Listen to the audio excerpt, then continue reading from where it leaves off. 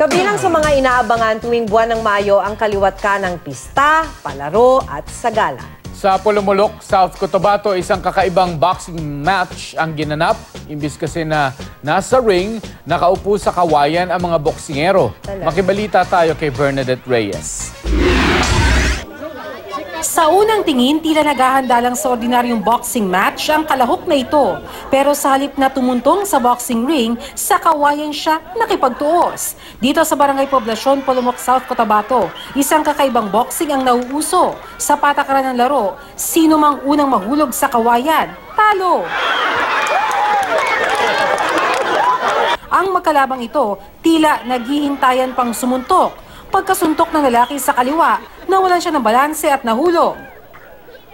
Wala naman dapat ipag-alala dahil may improvised floor padding sa ilalim ng kawayan kung sakaling may mahulog. Bahagi ang paboxing ng anibersaryo ng pagkakatatag ng lugar. Hindi jersey, kundi palda at bra ang suot ng mga mananalo ng basketball sa barangay Sangat lang. Todo makeup pa ang mga bruskong manlalaro. Kanya-kanya rin sila ng kembot habang naglalaro. Kaya naman ang mga manonood na nakitang tiyan sa kakatawa. Bahagi ng pista sa lugar ang palarong ito. Nag-init naman ang isla ng Matnog, Sorsogon sa mga brusko at sexing kalahok ng Bikini Open.